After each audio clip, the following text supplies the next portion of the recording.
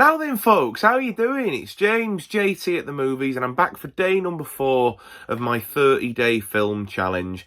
And today's film is a film with the word "the" at the beginning of the title, so The Something.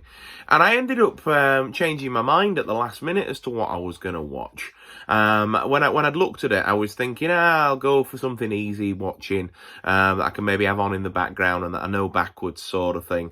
And was just going to put The Fugitive on, because it's one of my favourite films, and watch it probably at least once a year, if not more, and just thought, do you know what, it'll be one of those sort of run-throughs. Because there's so many films, isn't there, with the word "the" at the start. And then I watched Kermit's ghost, Alan. I watched his weekly update, as I always do, because he's one of my favourite YouTubers on this platform. And mate, your videos are fantastic. If by chance you see this, I know we chat occasionally. And I don't know if he mentioned it in his video, because there's not a Blu-ray of this film, but there was the DVD, and I saw it there when he did his tour around HMV that he does, and it was The Pope's Exorcist. So I literally, on my lunch break today, went and picked that up in Leeds, and decided that would be the film that we'd watch. So let's have a brief natter about the film, shall we? So, it's basically Russell Crowe leading a more or less unknown cast.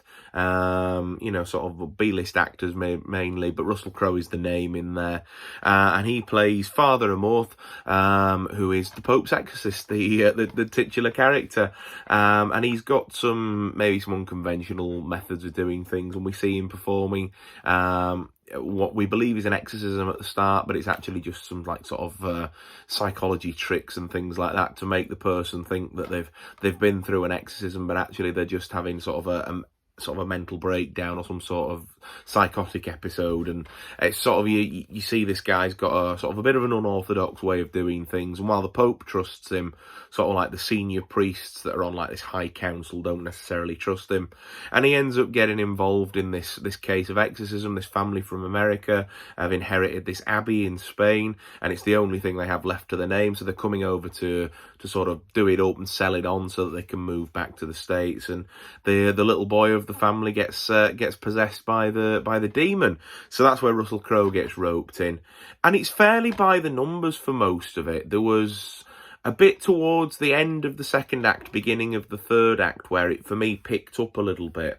but until that point it was incredibly by the numbers. Like, the jump scares were really obvious, and the creep factor wasn't dialed up as much as it could have been. It was creepy, and it had its moments, but it wasn't what it could have been. It's no Exorcist, let's put it that way.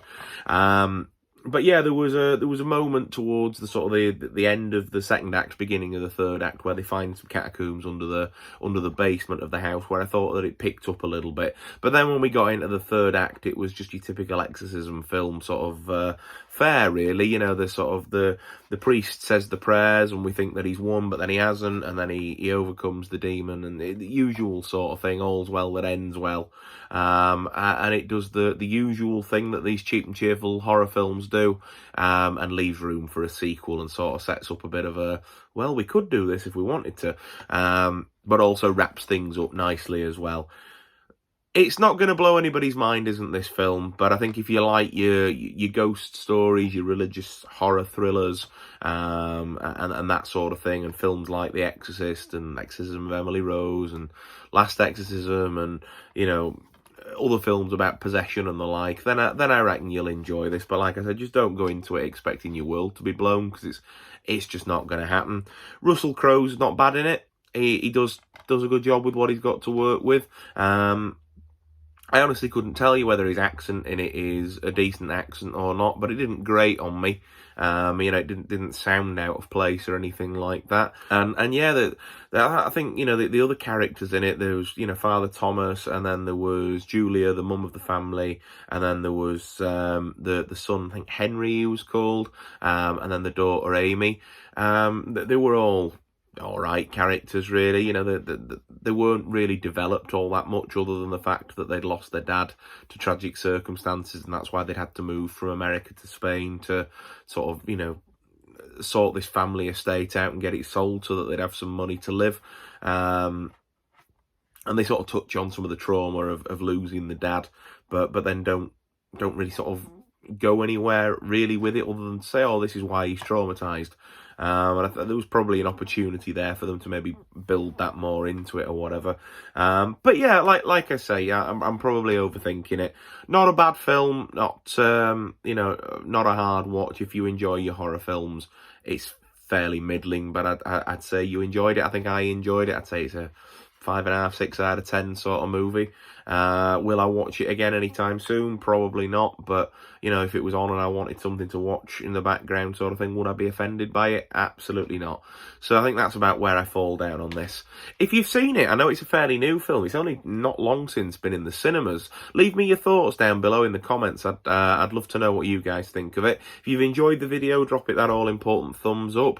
And if you are coming across me on this 30-day challenge for the first time, please think about subscribing to the channel. I do talk about collecting movies and reviewing movies and just my passion for cinema and physical media in general. So if that sounds like something that's your cup of tea, hit that subscribe button. I'd love to keep you around for more videos. Above all else, folks, take care of yourselves, and I'll see you tomorrow for day 5 of the challenge. Bye for now.